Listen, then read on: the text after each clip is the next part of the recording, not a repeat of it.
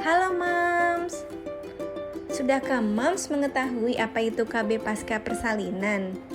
Yuk kita mengenal KB pasca persalinan. KB pasca persalinan itu apa sih?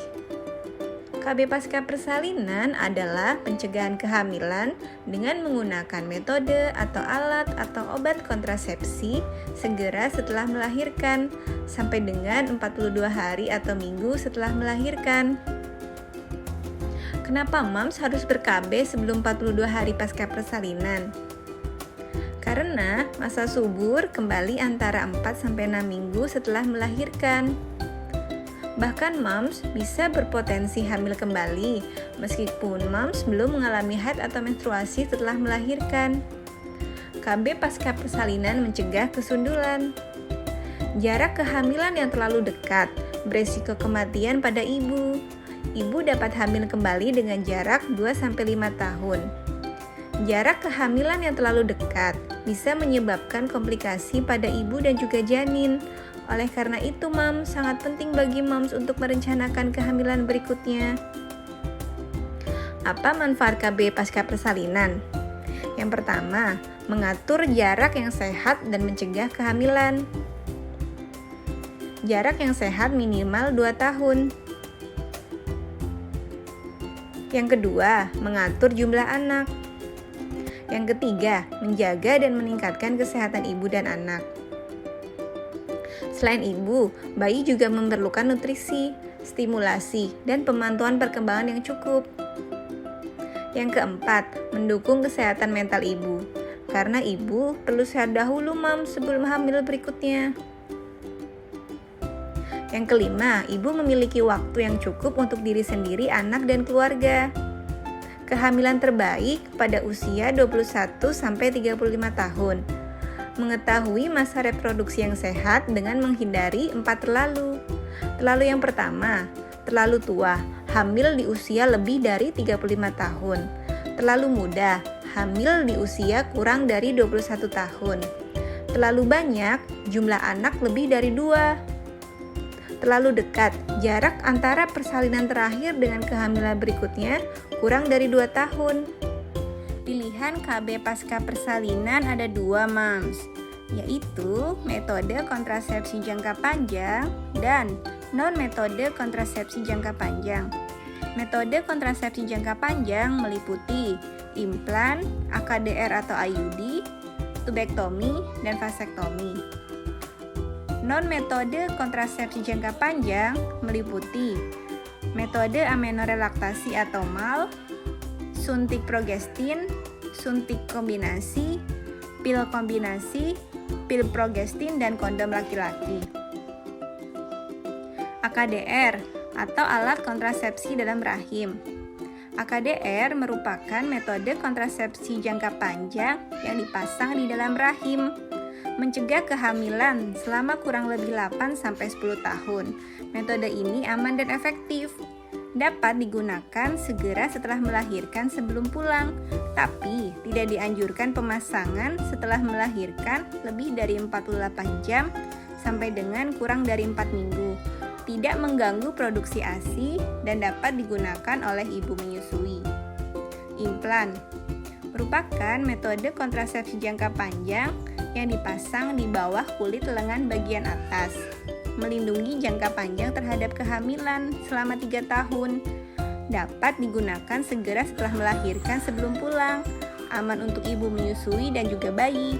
Efek sampingnya bisa terjadi perubahan haid bulanan dan nyeri perut. Metode amenorelaktasi atau MAL merupakan kontrasepsi alami yang mengandalkan pemberian ASI saja. Artinya, Mams tidak memberikan makanan atau minuman selain ASI. MAL harus memiliki 3 persyaratan utama. Yang pertama, belum haid sejak setelah melahirkan. Yang kedua, bayi disusui secara eksklusif ASI saja. Yang ketiga, bayi usia kurang dari 6 bulan. Tubektomi, MOW atau steril merupakan metode permanen untuk pasangan yang tidak ingin punya anak lagi. Melibatkan prosedur pembedahan dengan mengikat dan memotong sel telur.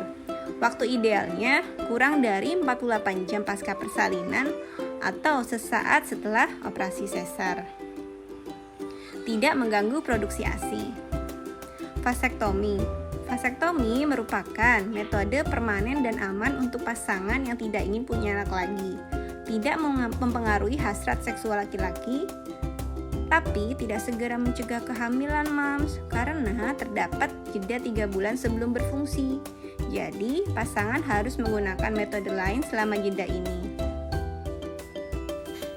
Suntik kombinasi. Suntikan kombinasi merupakan suntikan hormonal kombinasi yang diberikan setiap 4 minggu atau 28 hari untuk mencegah kehamilan.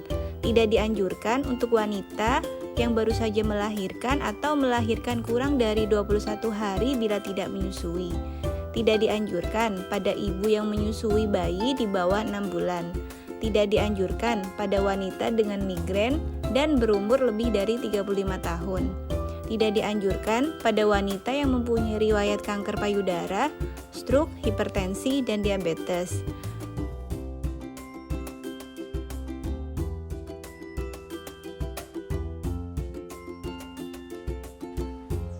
Suntik progestin.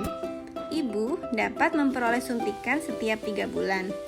Aman untuk ibu yang menyusui setelah 6 minggu melahirkan. Dapat menyebabkan haid tidak teratur atau tidak mendapat haid sama sekali. Kembalinya kesuburan lebih lambat, Mams, jika berhenti menggunakan metode ini. Tidak dianjurkan pada wanita dengan perdarahan pervagina, kanker, dan hipertensi. Efek sampingnya bisa perubahan berat badan, sakit kepala, dan pusing. Pil kombinasi. Pil harus diminum setiap hari di waktu yang sama. Tidak dianjurkan pada wanita yang baru saja melahirkan atau melahirkan kurang dari 21 hari bila tidak menyusui. Tidak dianjurkan pada ibu yang menyusui bayi di bawah 6 bulan. Tidak dianjurkan pada wanita dengan migrain dan berumur di atas 35 tahun.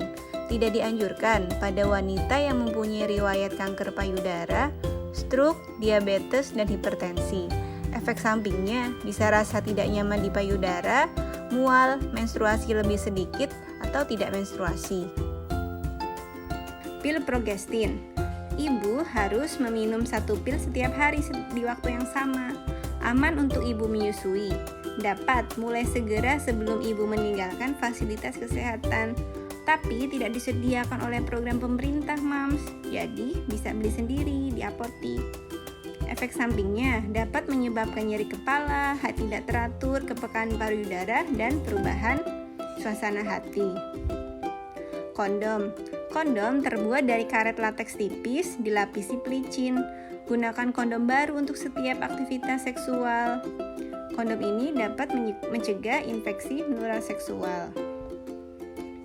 Kapan waktu yang tepat untuk konsultasi KB persalinan ya, Mams? Yang pertama, Mam bisa melakukan saat kontrol kehamilan, menjelang persalinan, dan setelah melahirkan sebelum pulang dari tempat persalinan, Mams. Yuk, siapkan rencana KB pasca persalinan mulai sekarang, Mams.